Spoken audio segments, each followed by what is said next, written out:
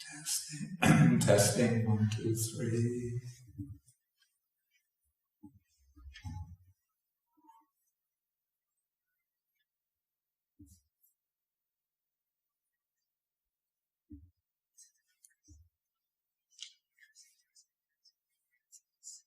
Oh, I think the volume has to be controlled from the switch there, not from this.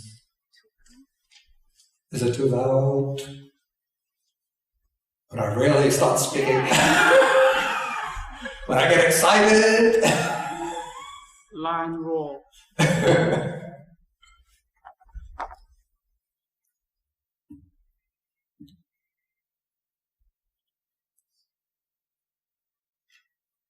We're supposed to speak with a very soft, gentle, sweet, calm voice.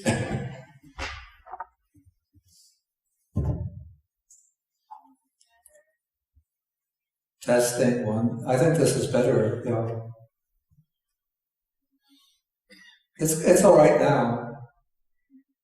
Yeah, this level is all right. I don't know how the Buddha used to speak. Imagine that he would be addressing sometimes, even outdoors in assembly, several hundred people. Maybe they would certainly take a bigger space than this, and they didn't have electricity in those days. How did he do it? Not only the Buddha, but all the ways down to the mid-20th century. Well, actually, even, let's say, early 20th century.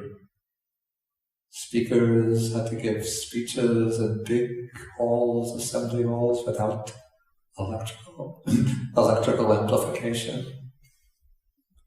Maybe our voices change through a kind of evolution. What is that? Or our hearing. Yeah, maybe. In earlier. Opera singers, for instance, are trained to focus their voices.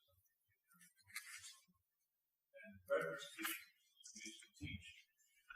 Teachers of rhetoric used to teach a lot of things about vocalization and people. And the public speakers used to get that kind of training in voice control. Okay, we'll start with homage to the Buddha.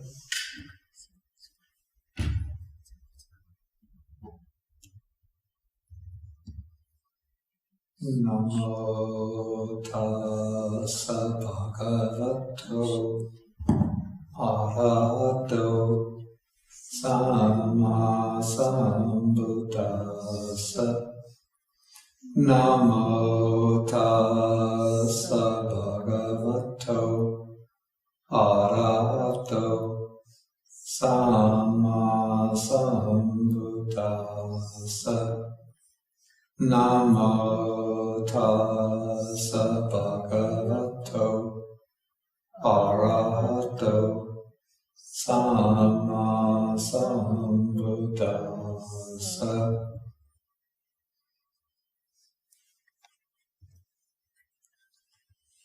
Good morning, everyone.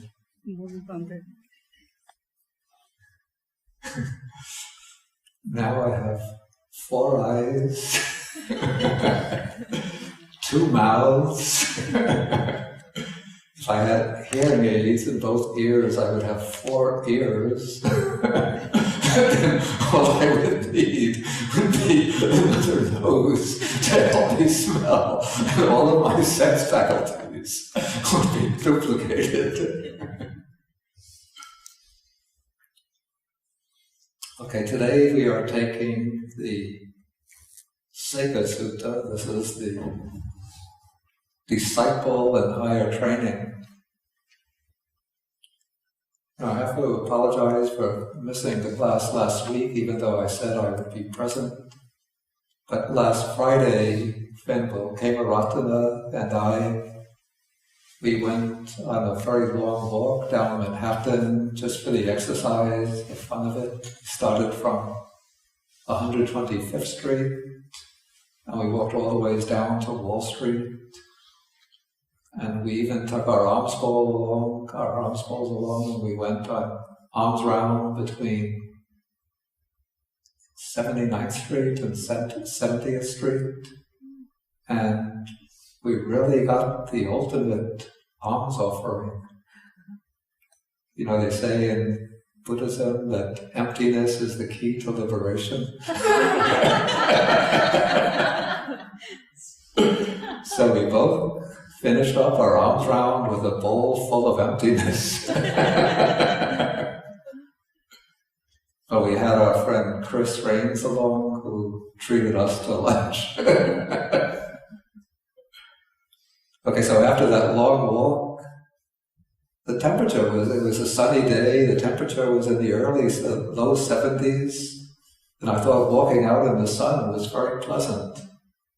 So I didn't bring the cap along, and didn't even want to walk on the shady side of the street. When I got back to the monastery, even that night I didn't feel it, but it was the next morning after waking up. My face was red, head was red.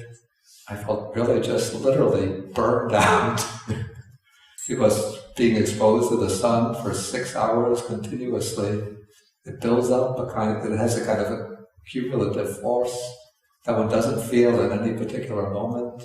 But after 6 hours of that bombardment with sun rays, it gets into the body, and I just felt my whole body burning and exhausted.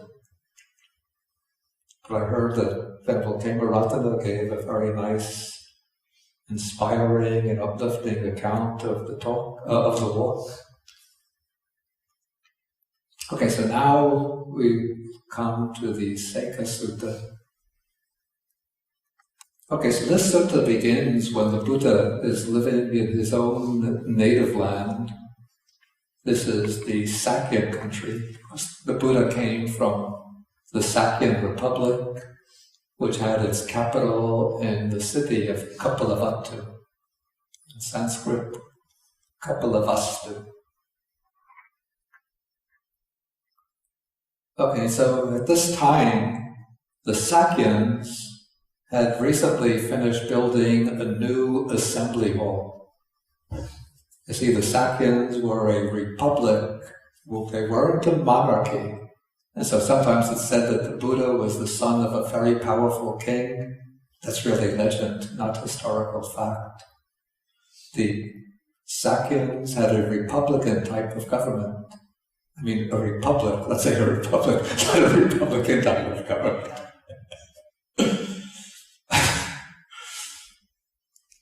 And it seems that the country was ruled by a number of aristocratic families together who constituted a kind of council.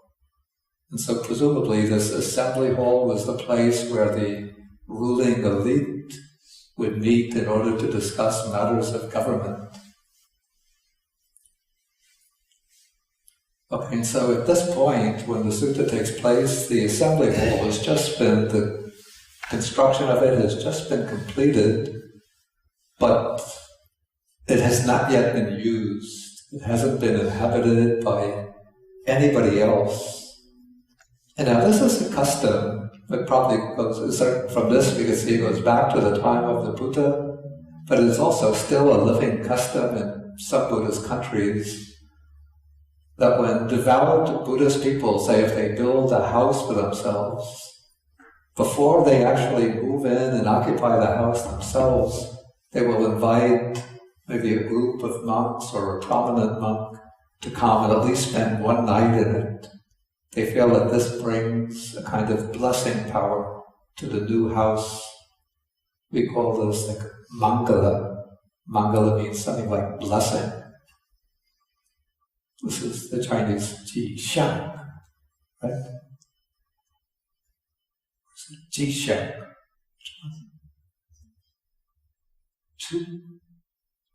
Two second tones. Both second tones.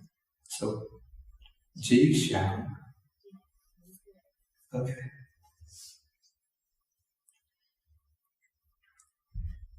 Okay, so in this case, before the Sakyans actually used this assembly hall, they wanted their eminent kinsman, the Buddha, and the Sangha to use it. And so they invited the Buddha, they came to the Buddha. The Buddha at that time was living a little bit outside the city in a park that belonged to the Shakyan named Nigroda. So they came to the Buddha and invited him to come and use the assembly hall first. Then after that, the Sakyans themselves would make use to it. And so they say at the end of the invitation, they say, when you have used it first, afterwards we, the Sakyans of Kapilavastu, will use it, and that will lead to our welfare and happiness for a long time. Actually, if you know anything about the history of early Buddhism, the Sakyans actually didn't have welfare and happiness for a long time. But they were actually subjected to almost a complete massacre late in the life of the Buddha, which brought about virtually the complete decimation or extinction of the Sakyan clan. This happened because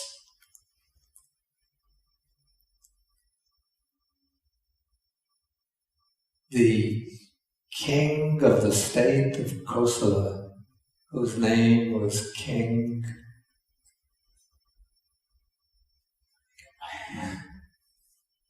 Vitudaba.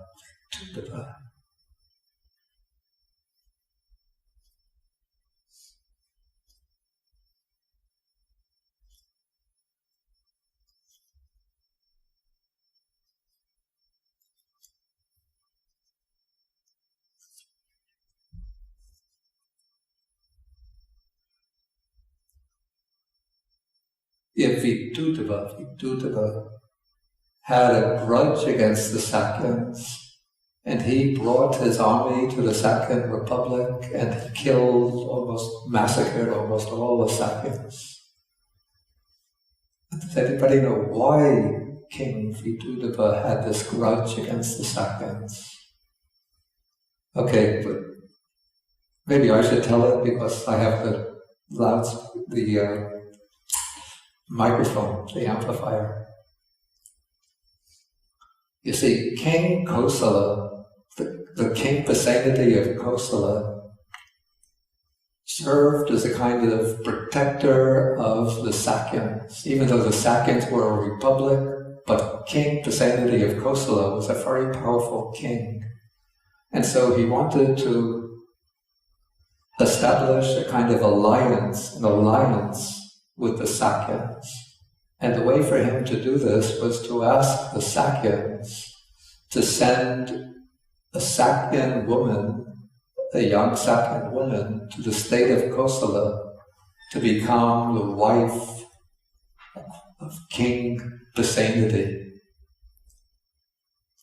But the Sakyans were a very proud people, and they didn't want to send a purebred Sakyan woman to Kosala to become the wife of King Pasenadi. So what they did was to send a servant woman, maybe she was actually a slave woman, to King Pasenadi, and she became his wife. And King Pasenadi didn't know that she was a slave woman. He thought that she was from the Sakyan aristocracy. So he married her, and the offspring of that marriage was King Vitudaba. And he thought that he was the offspring of his own father, the king, and of an aristocratic Sakyan woman.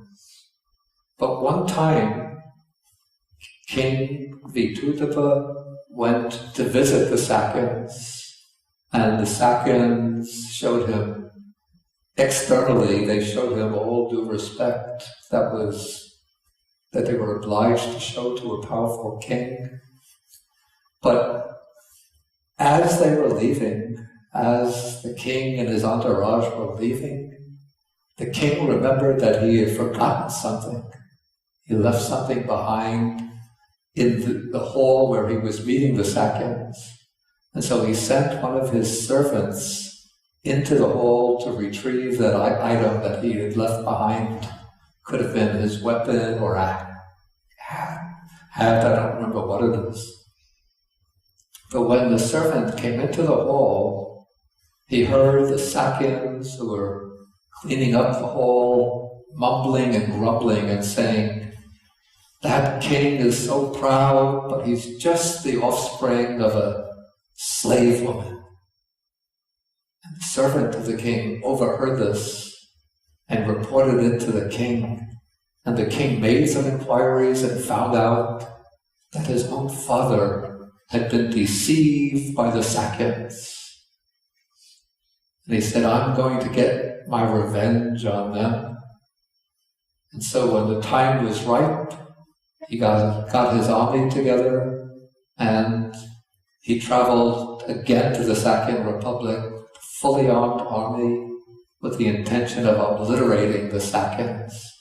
And he said, "I'm going to wash the soil of their land with their own blood." And the Buddha knew what was going to happen. So the Buddha went to the Sakyan Republic and he sat along the road leading from Kosala to Kapilavastu, the Sakyan capital. He sat under a tree, and as the army was proceeding, they saw the Buddha sitting there under the tree. And the kings came to him and said, "Why are you sitting under this tree with just very few leaves?" So it was really hot, and there was almost no shade from that tree. And the Buddha said that if you obliterate my kinsmen so that only a few will be left, my family will be like this tree, which just has a few leaves left. And so when the Buddha said that, the king and his army turned around and went back to Savatthi. But after a little time, they decided to invade again. So again they came up. Again the Buddha sat under the tree. And again he discouraged them from attacking the Sakyan capital. A third time they came. And a third time the Buddha tried to discourage them. A third time they turned back and went to their home. But a fourth time they decided to attack the capital. And this time the Buddha realized that somehow that there was some negative karma of the Sakyans from some previous life that could not be negated, that could not be counteracted. So the Buddha knew that any effort on his part was futile. And so he didn't try to discourage the king a fourth time. And the king and the army came and they killed so many of the Sakyans. Only a small number were able to escape.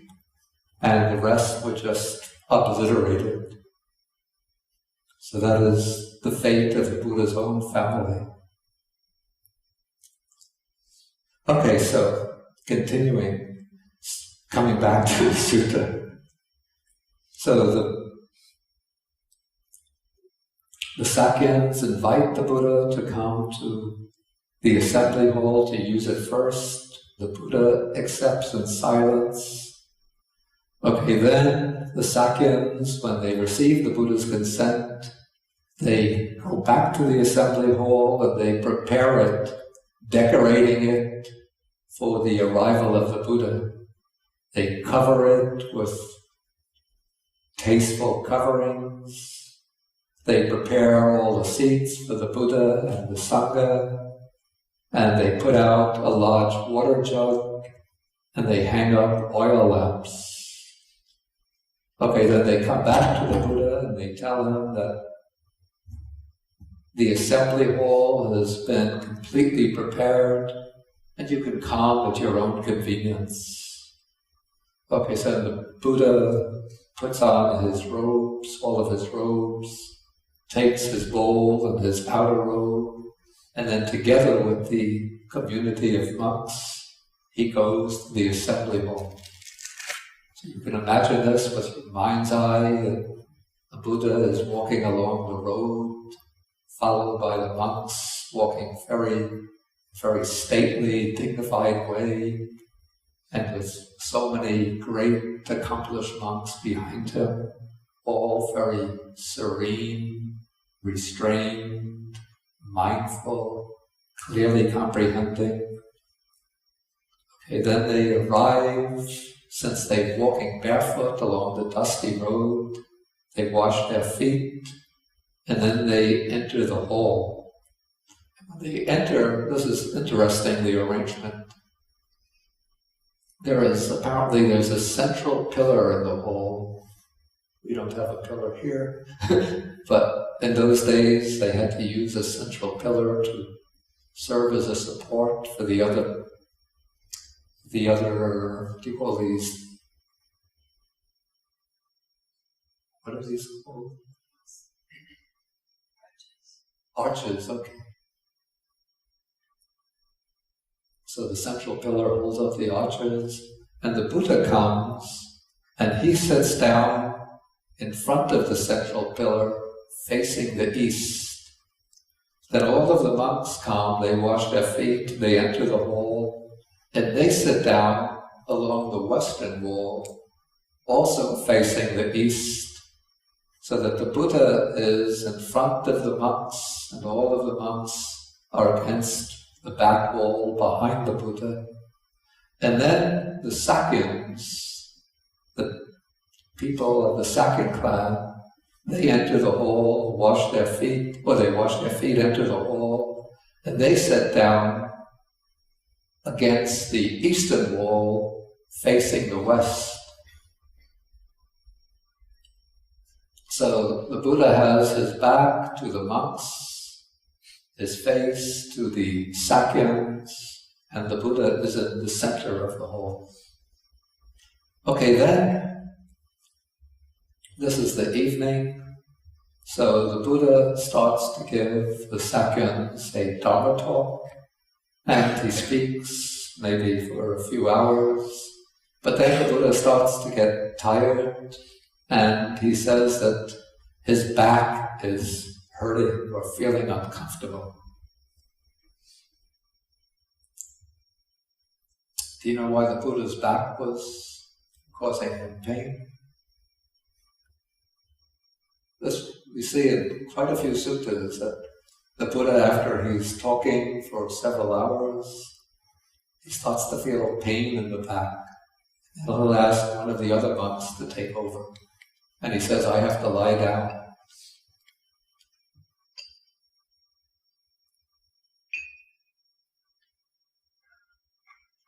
Any ideas?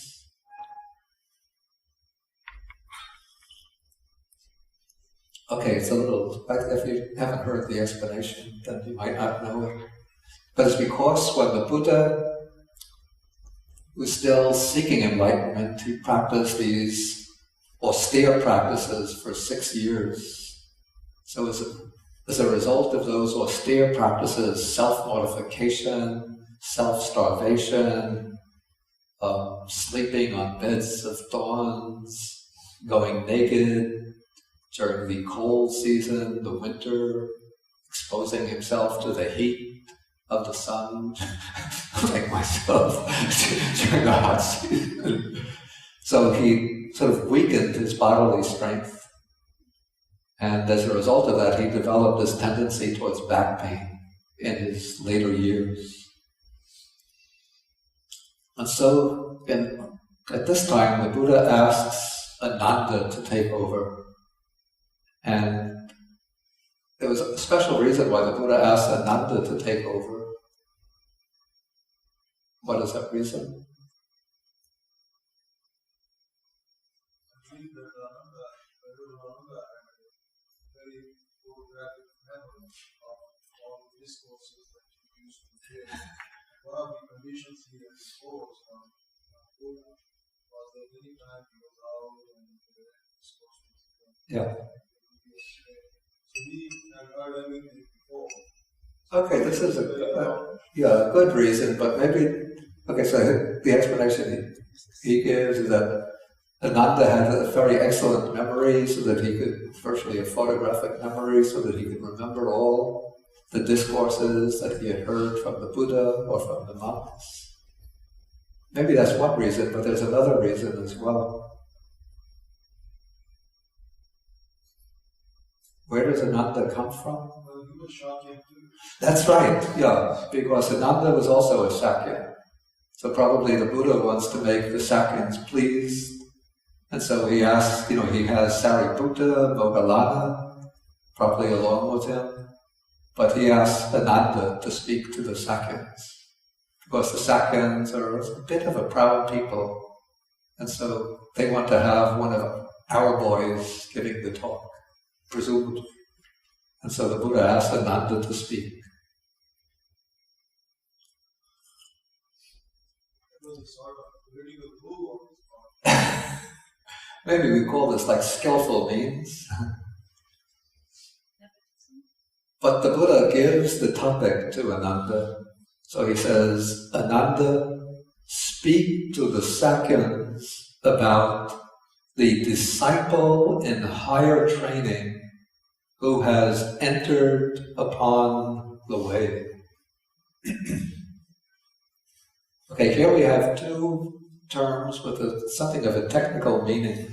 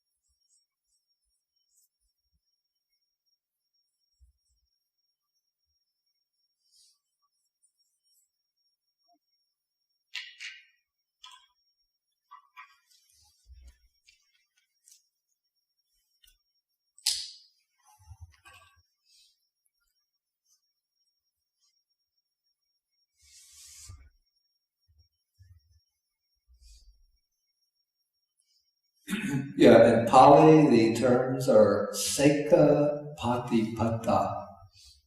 Now the word Sekha is a technical term which means a disciple who has reached, say, direct comprehension of the truth of the Dhamma. One who has achieved what we call sometimes the abhisamaya, that means the breakthrough to the truth of the Dhamma, or one who has gained Dhammacakku, the eye of the Dhamma, with which one sees the truth of the teaching. And this is also called a stream enterer, sotapanna, one who has entered the stream of the Dhamma. And so the level of Sekha begins with entering the way to stream entry. And it includes those disciples at the next two higher stages. The once returner who comes back to this sensual realm, either the human realm or the heavenly realms, one more time, and then reaches final liberation. Or the non-returner who doesn't come back to the sensual realm, but takes rebirth in one of the higher realms, and there reaches final liberation. But the Sekha has not yet finished cultivating the path. The one who has finished cultivating the path is the Arhat, the one who has gained full realization of the Dhamma, the one who has fully eradicated all the defilements. And so the Sekha is called Patipatta, which means one on the way, one on the path, or one engaged with the practice who is bound to reach full realization without ever falling back to the level of an ordinary unenlightened person.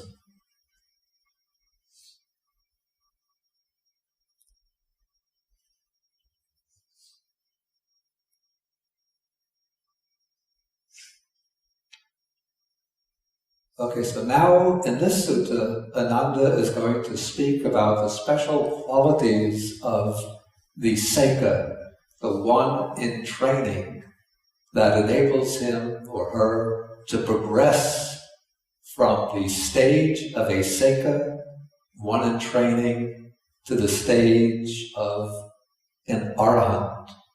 And the Arahant is called, sometimes the text,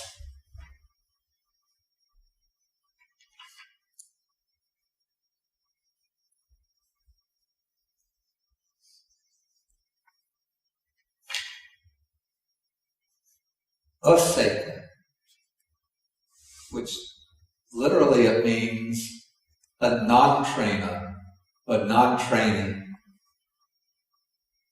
But not a non-trainee the way people like me are, if you have a choice between meditating and watching the TV, you watch the TV.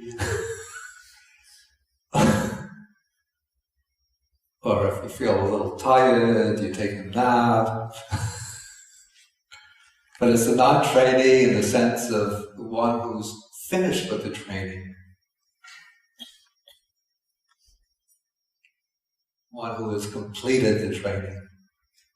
So there's no more training to undertake, because he's, you would say, the one who's perfected the training.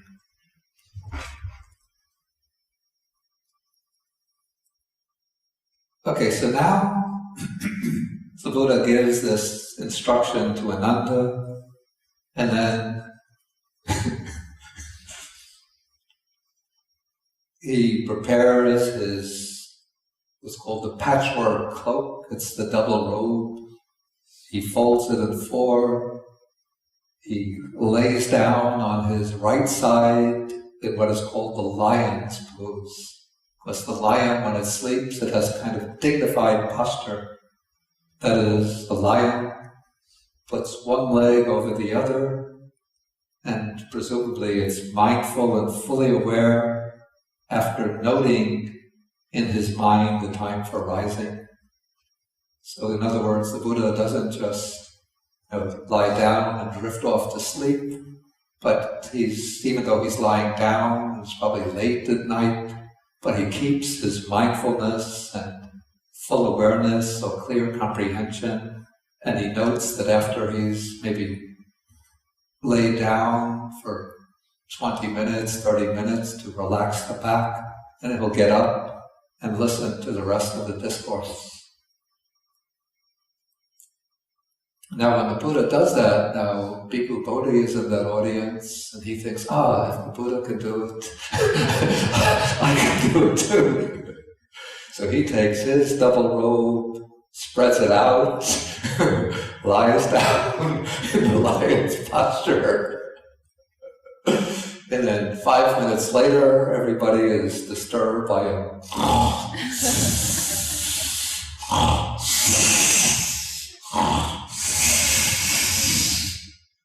and the Buddha gets up with a stern look on his face and says, Bodhi, get up. So then I have to get up, sit up, and think, why can he do it, but I can't? Okay, so now Venerable Ananda starts to speak. And when he starts to speaking, he specifically sort of addresses the leader of the Sakyas, the elder of the Sakyas, whose name is Mahanama.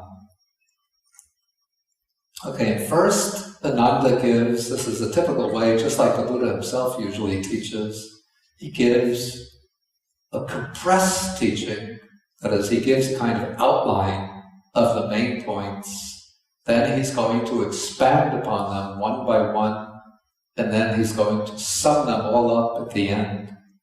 So this is the outline. First, the noble disciple is possessed of virtue. Or in other words, he observes the precepts or the training rules. He guards the doors of his sense faculties. He is moderate in eating. He is devoted to wakefulness. He possesses 7 good qualities that will be elaborated later, and he gains without trouble or difficulty the 4 higher meditative states called the 4 jhanas.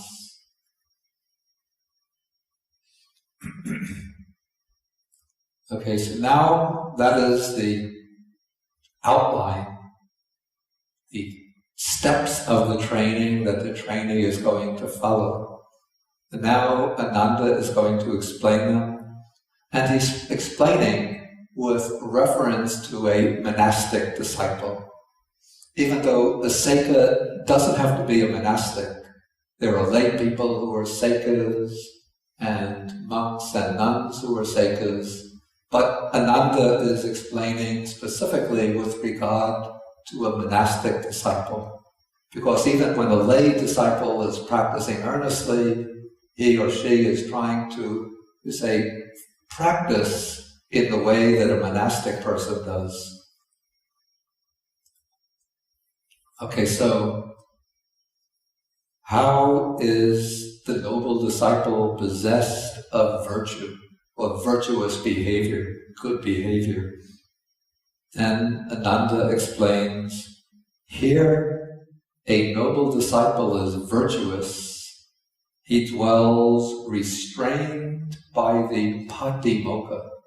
The patimokkha is the code of monastic rules, which the monastic rules were laid down by the Buddha on different occasions, but altogether they constitute a particular code for the observance of monks and nuns. And he is perfect in conduct and resort. Maybe that's a little too strong, the word perfect, but we say he is possessed of good conduct and a proper resort, we can say proper manners. Maybe that's clearer.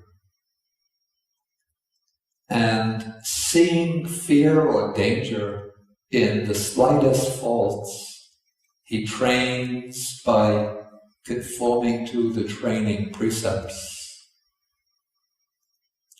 So this is how the noble disciple is possessed of virtue. And if you want to see a more elaborate account of the kind of rules that the disciple in training will follow according to the Sutta method, you can look in Sutta number 27, or maybe closer, Sutta 51.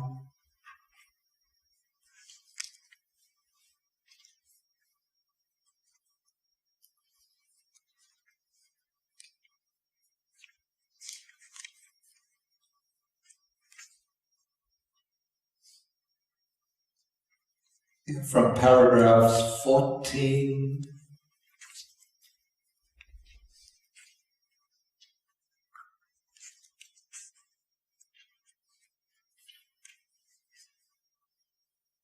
actually it's paragraph 14, but it's quite a long paragraph. So those are like the principal rules of training followed by the monastic person. I'm not going to go over them, but just for your own information, you can look at them later. Okay, so this is the foundation of the practice, you could say, the foundation of the training. to observe these training rules which inculcate good conduct of body, speech, and right livelihood. Okay, next comes the restraint of the senses.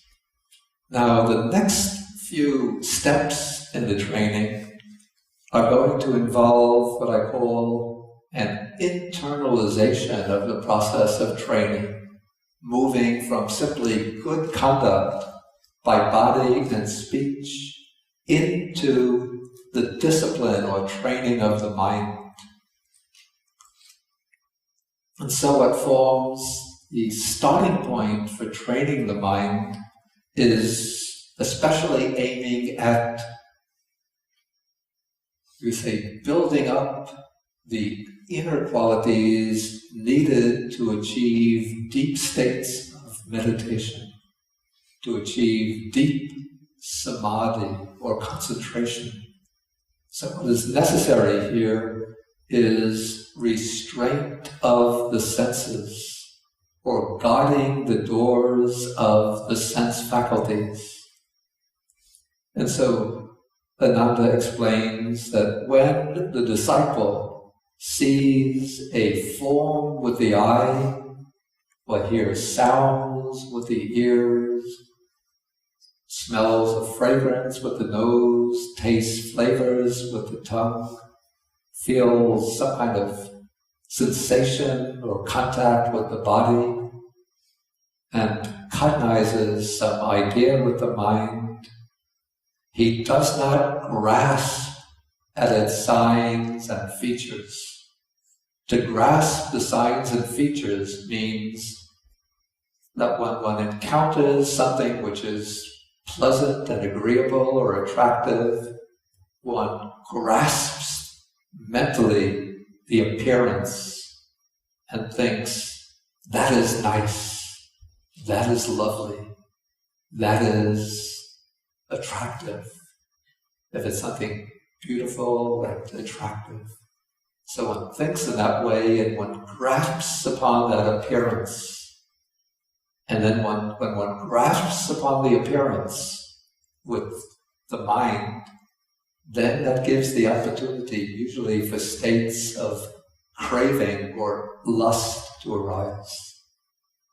And if it's something disagreeable or unpleasant, then one grasps the sign or grasps the appearance, and one thinks, that's ugly, that's repulsive, and that's offensive to me. And then states of aversion or dislike arise. So that is grasping the sign. And then, once one grasps the sign, if one is not mindful and attentive, then one starts looking at the details. Usually I have to say this is stated with reference to, especially for a monk, a young monk in training, sexual attraction. So if he encounters a pretty girl, a beautiful woman, first he'll grasp the appearance. He'll grasp the sign, beautiful girl. Then start looking at the details or the features. Bright, shiny eyes, sweet smile, nice arms, nice breasts, nice feet, nice way of walking. And so that's grasping the details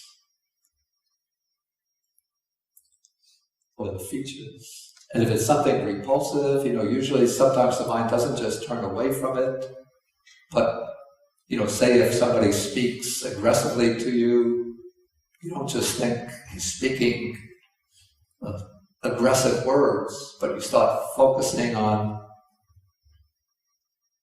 the expression on his face. Oh, his mouth was so ugly. His tone was so sarcastic. The way he raised his arms, just like he was going to hit me. And so it starts grasping on these details, and then ill will arises and becomes stronger. Okay, but the way the disciple trains, it's not that he closes the eyes and blocks the ears, but he has to use the senses to get around, but doesn't grasp the signs or the features. And how is this done? Plays the key role here? What kind of mental function? Say it again. Exactly, it's mindfulness. So mindfulness comes in and has that role of being able to note what appears, but not allowing the unwholesome mental states of clinging or grasping and aversion to arise.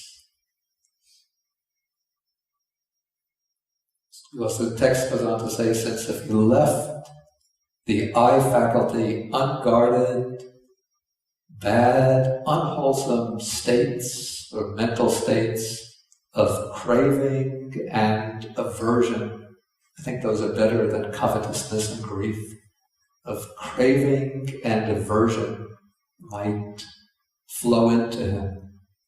So to avoid that, he practices restraint. He guards the eye faculty and he restrains the eye faculty. And so with the other sense faculties.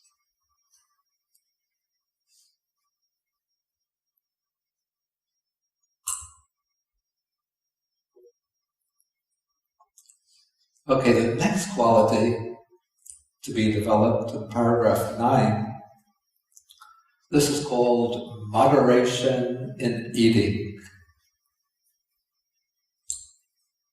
Let me just put these Pali terms on the board. First, the restraint of the sense faculties.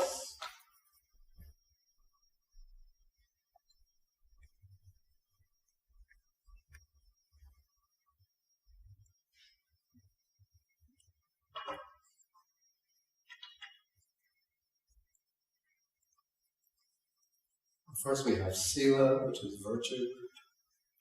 2 is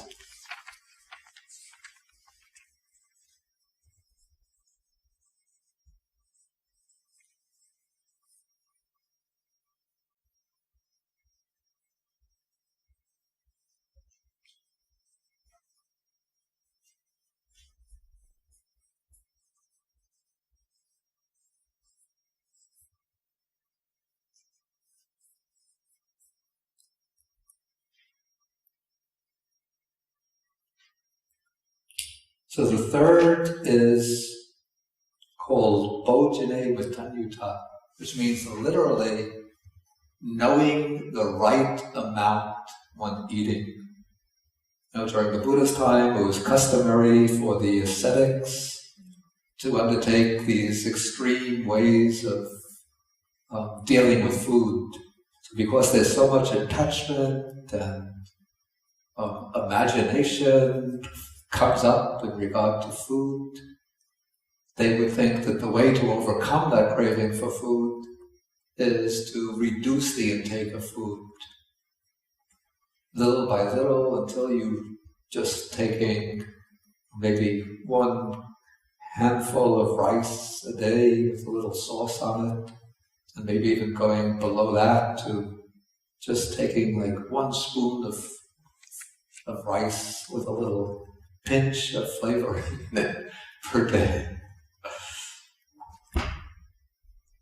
But in another sutta, the Buddha speaks a little bit satirically about these ascetics who do this maybe for 3 or 4 months. Then when they go off their long fast, then they go on stuffing themselves until they become plump again.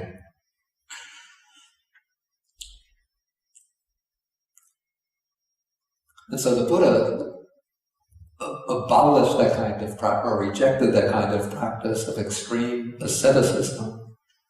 And he encourages the disciples to take enough food to sustain their health and strength, but to know the right amount, not to eat to excess, but to take the amount of food that one needs just to keep the body strong and healthy. And so he says, here, reflecting wisely, the noble disciple takes the food not for amusement, not for intoxication with the flavors. Well, I mean, this is a human weakness, but have you ever tried Hispanic food before? No, never had it. Then let's go get Hispanic food. How about Turkish food? There's a new Turkish restaurant down the street. I mean, I like that too. But, when one is training vigorously, you're just content with your tofu and your broccoli and cabbage every day, or if you're in India, your rice or chapatis and your dal, the dal? The lentils, it's curried lentils every day.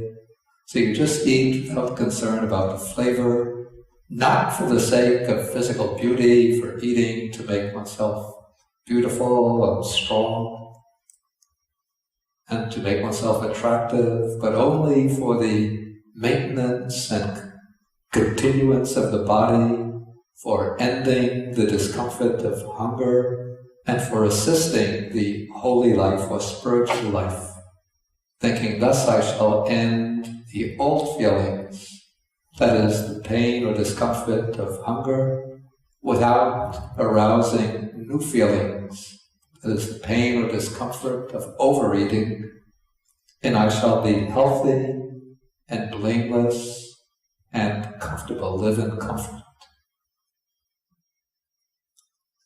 Okay, so this is moderation in eating.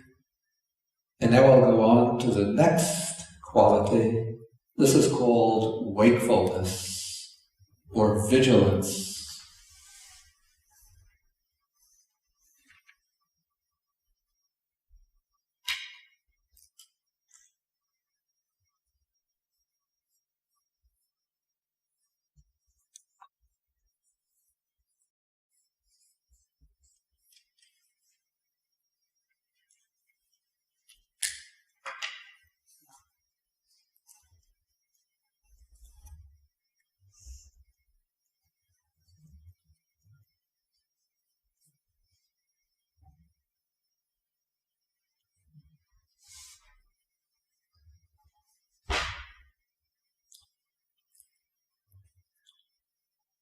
Yeah, vigilance means keeping awake.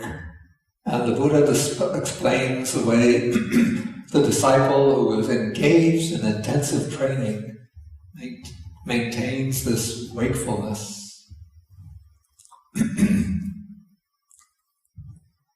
Okay, during the day, while walking back and forth and sitting, the noble disciple purifies his mind of obstructive states.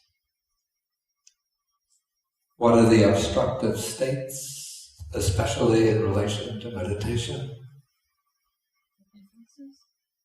The hindrances? Exactly, good. The 5 hindrances.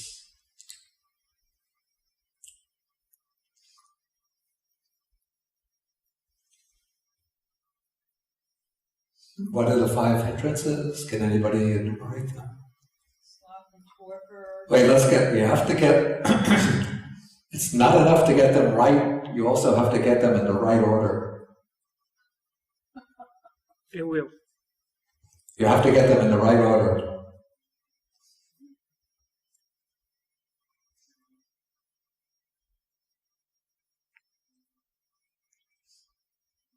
Is ill will. You have to get them in the right order. Sense or lust. Okay, second. Oh, are you looking on the computer? No, I'm writing question. Oh, okay. Second.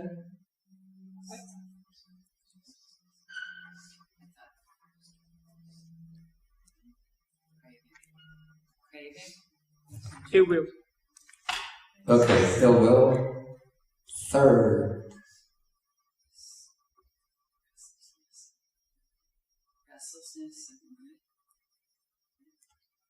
You know these quiz shows where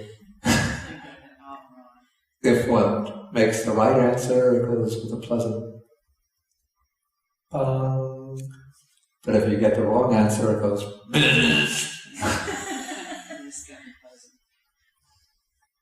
Okay. We have sensual desire, ill will. Sloth and torpor. Okay, sloth and torpor. Restlessness and worry. Yeah. Doubt. Okay, good. Come up for your prize. Okay, so these are the obstructive states, basically the five hindrances. And so notice the Buddha says in the directions, he says, walking back and forth and sitting. So even in the Buddha's time, this practice of walking meditation was done quite regularly. And so even today, in a country like Sri Lanka, in the meditation monasteries, like the basic structure where the monk lives, it's called the kuti. Originally it meant a hut, but some of the huts can be not luxurious, but they be made out of stone and with, an inner chamber where the monk will sleep, maybe do his study or whatever. Sometimes they even have a latrine or toilet attached. But then each kuti will have what is called, in Pali will be a chakmana, but in singular they call it a sakman, which means the word chakama means literally walking back and forth, but it's a kind of structure built outside the kuti for walking back and forth. Maybe we translate it as a walkway.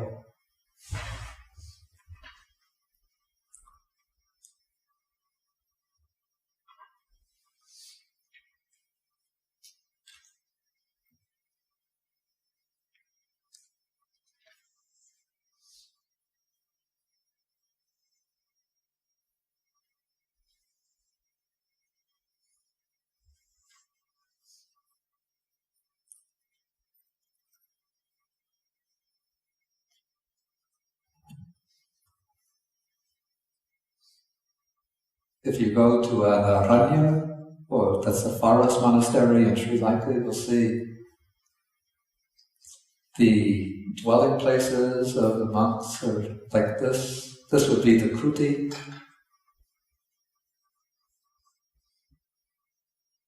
So we'll have maybe a little toilet or latrine here, maybe a bed here, and a little desk here with a chair. Very simple. Maybe the entrance here. Maybe even a little veranda. Then, sometimes outside, sometimes it could be even attached.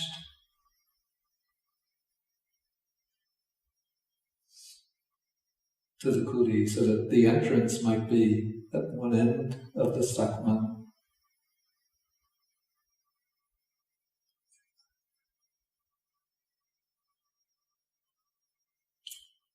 So the sakman will be outside, often it's outside, under the trees, because it's a tropical climate, so you could have it all, use it all season, all year round, except for the rainy season, it's difficult.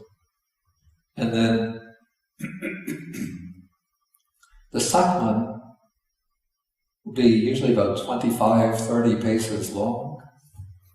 And this will be made out of soil. There'll be sometimes like a slightly raised stone, a border around it.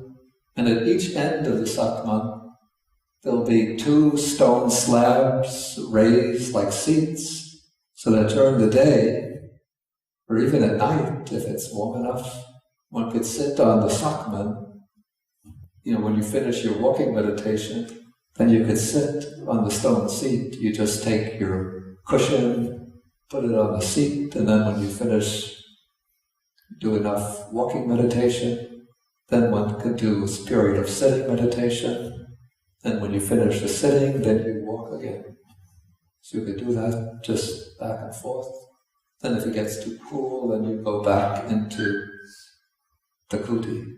And then when you want to go to sleep, you go into the kuti. And sometimes the kuti will have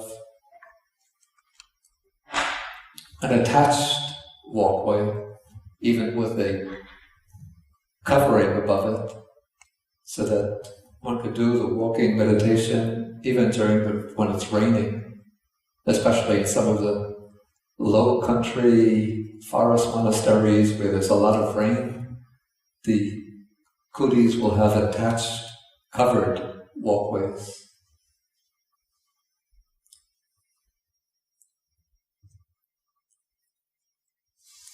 Okay, so the monk does this walking back and forth and sitting during the day. Okay, then during the first watch of the night, sometimes people ask, what are the times of the first watch of the night? And in the Buddha's day, they didn't have clocks or watches the way we do now. So all we could do is give an approximate answer. Could be from first watch, let us say, from 6 p.m. to 10 p.m., or maybe from 7 p.m. to 10 p.m. He continues to do his walking meditation and sitting meditation. Then in the middle watch of the night, then again he lies down in the lion's posture. That is, lying on the right side, one foot overlapping the other, mindful and alert, mindful and clearly comprehending. But actually, in my experience, you can't be too mindful or too alert, because then you won't fall asleep. You have to be willing to let the mind sort of drift off. Otherwise, you'll just be sitting there, lying there all night long, trying to go to sleep and wondering, why can't I fall asleep? Because you're too mindful. But one lies down, mindfully lying down, mindfully noting in the mind the time for waking up. So one makes the determination, if we have a clock, to wake up maybe 3 a.m. When one is practicing diligent meditation, it's not too early. Okay, and then when one makes that determination, when the mind becomes really sharp, you automatically wake up. Just as the clock is going 2:59, 2:59, 40 seconds, 50 seconds, 55 seconds, 56, 57, 58, 59, 3 a.m., suddenly you wake up. I'm not that sharp yet. For me, wake up 3 a.m. What time is it? 5 a.m. How did I get here? Okay. So maybe you're sleeping 10 p.m. to 3 a.m. That's the middle watch of the night. Then one wakes up 3 a.m., maybe washes, and then starts to resume the meditation in the last watch of the night, sitting, walking, maybe from 3 a.m., 3:15 a.m., till about 6:30 a.m. Again, walking back and forth and sitting. And when one is practicing very diligently, the amount of sleep that one needs starts to go down. So normally we think, I need 7 to 8 hours of sleep. And maybe some people's body is constituted that way. But often one finds when one is practicing very vigorously, if one is keeping the right balance between effort and tranquility, then because the mind is becoming calm and tranquil, that the amount of sleep that one needs becomes reduced. So that one could go from the 7 or 8 hours to 6 hours, 5 hours, and when the meditation really becomes powerful, one could even go to 4 hours, 3 hours.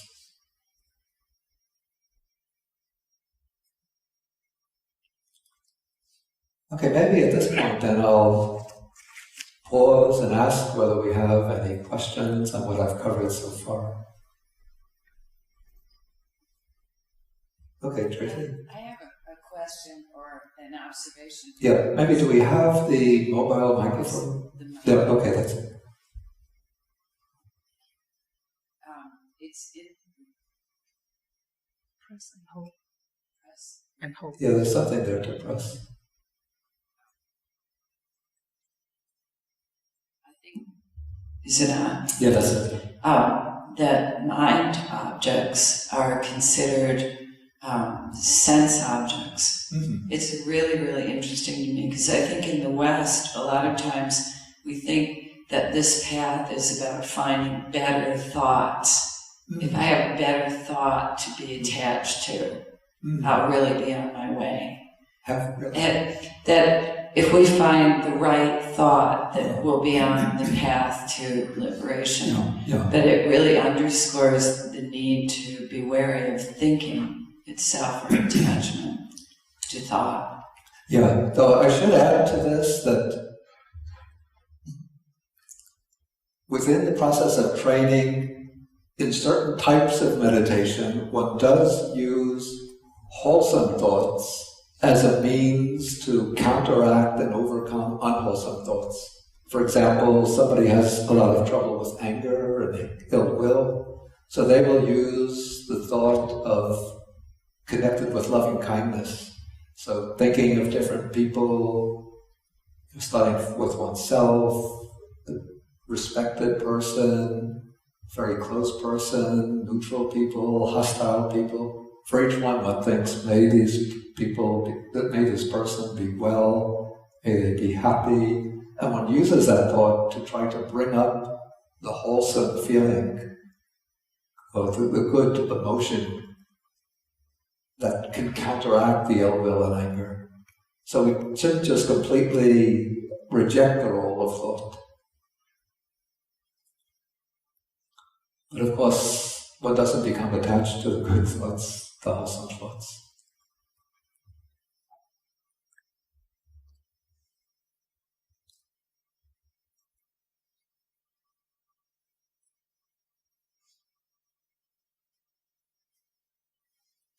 Any other questions today? One small question. Why does the Buddha always lie on his right side? Oh, that's an interesting question.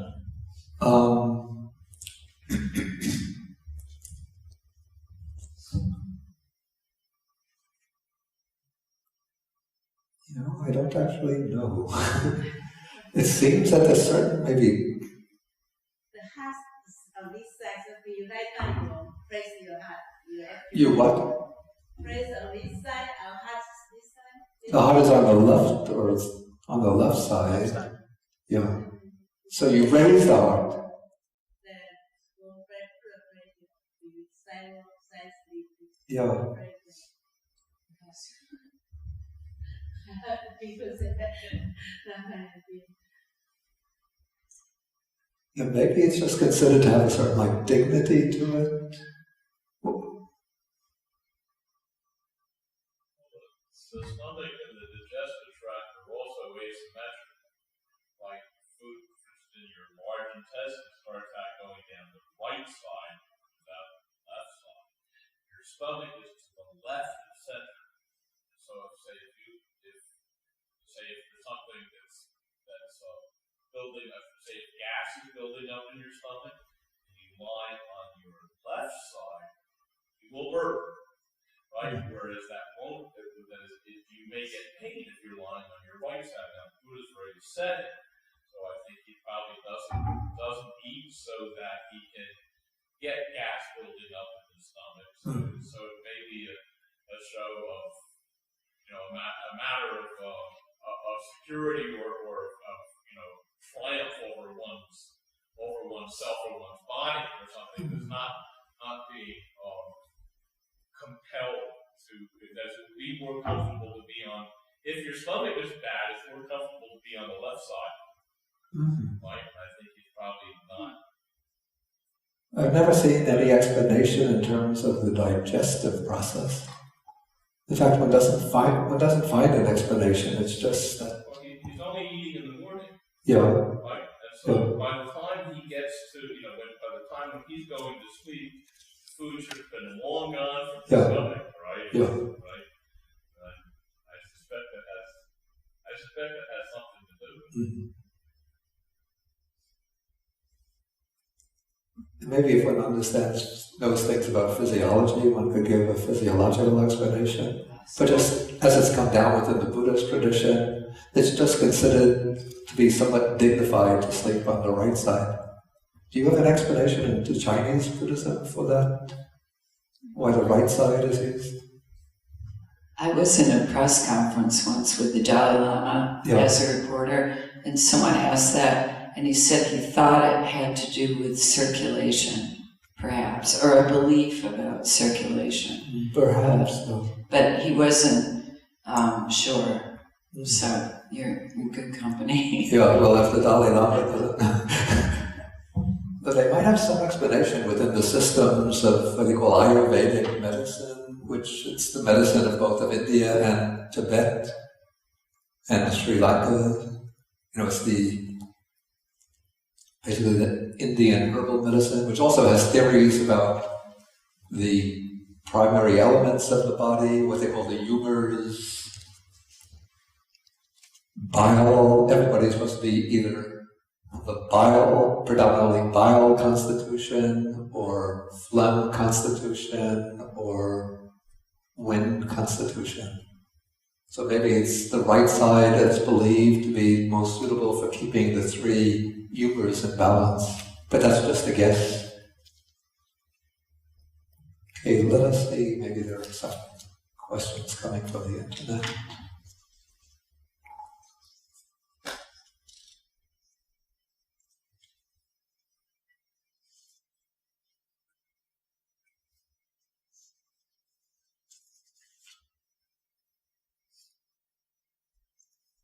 Okay, it seems that they're arranged in order.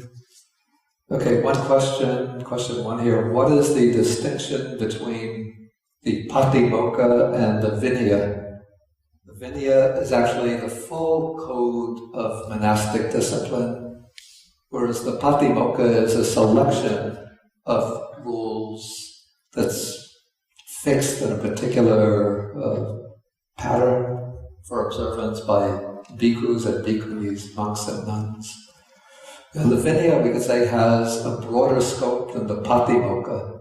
The Patimokkha are the basic rules which form the outline or the framework of the main part of the Vinaya.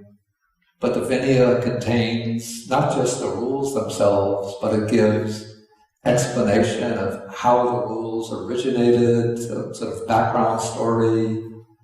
It gives a word explanation, the meaning of each word in the rules, and it gives various cases in which some cases the rule actually applies, other cases it applies but to a lesser degree, in other cases it doesn't apply at all.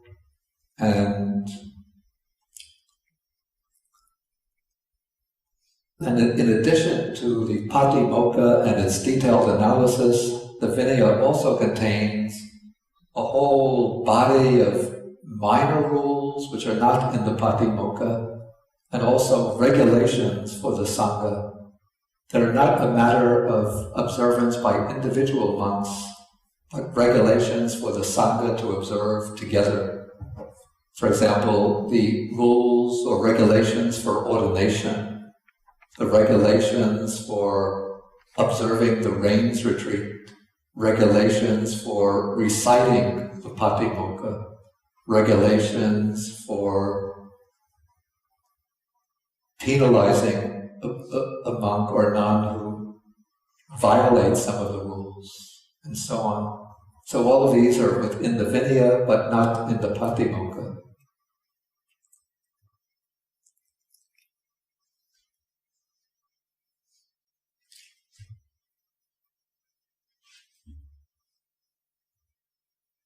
Okay, so that is the distinction. Okay, second question. Could you break down the meaning in Pali of the expression Indriya Samvara? Okay, so the word Indriya means the sense faculties. So the eye, ear, nose, tongue, body, and mind are called Indriyas. The word Indriya itself comes from the word Indra. Indra in Vedic Brahmanism, Indra is the chief god, the chief of the gods. And so Indra has the role of governing the other gods. And so the sense faculty has the role of, you say, governing our experience through each of the senses. And so the sense faculty comes to be called Indriya. Then the word Samvara is what is translated as restraint. It means something like keeping guard over or preventing from flowing out, keeping watch over. Those are some of the implications of samvara, but it's best translated restraint. Okay, that's the second question. Third question,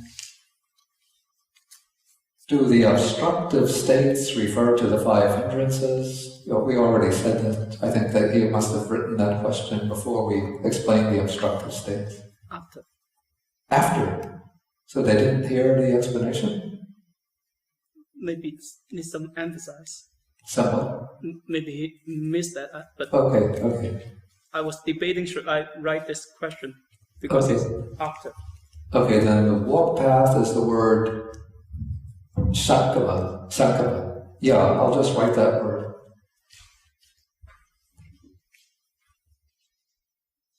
Oops. Lack of mindfulness.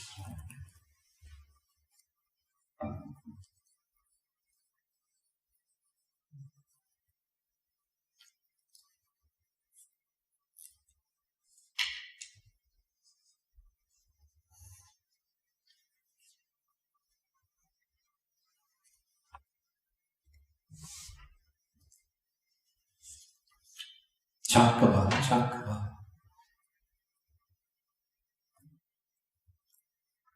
Okay, so those are the answers to all the questions. Any other questions?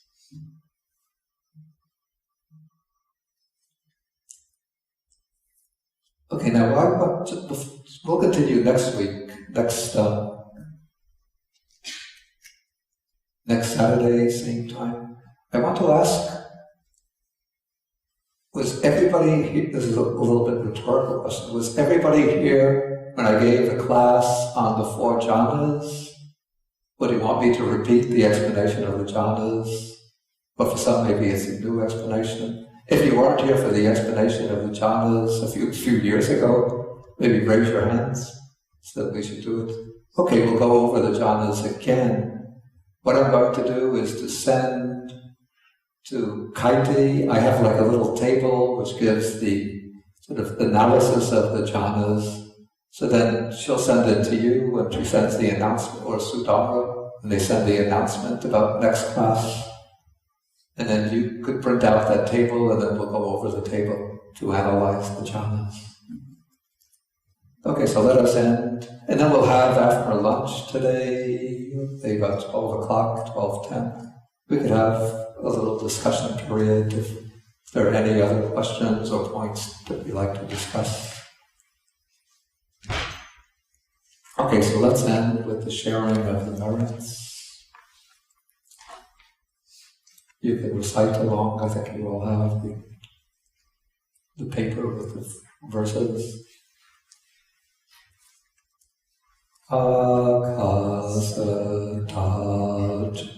mata deva naga mahedika punyantam anumodhipa chiram rakantu sasanam akasata japumata deva naga mahedika punyantam anumodhipa chiram rakantu desanam akasata japumata deva naga mahedika punyantam anumodhipa chiram rakantu mam param etavataja mehi sampadam punya sampadam sabbe devan modantu sabba sampati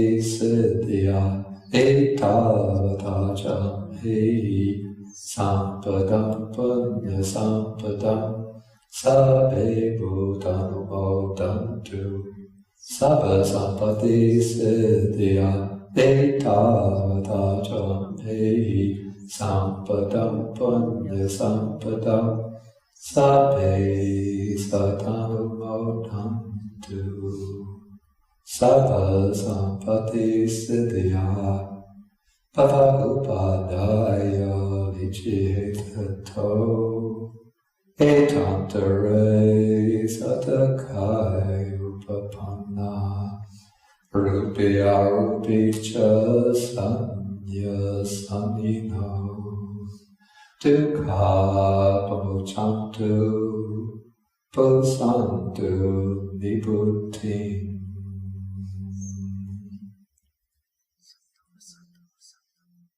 Now we can all stand.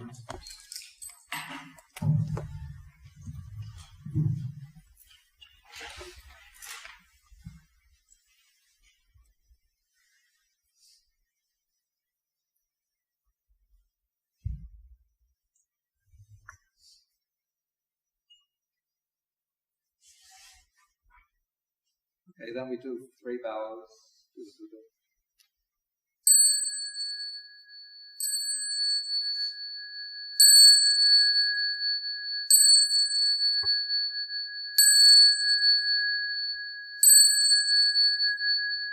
Bow to Bante.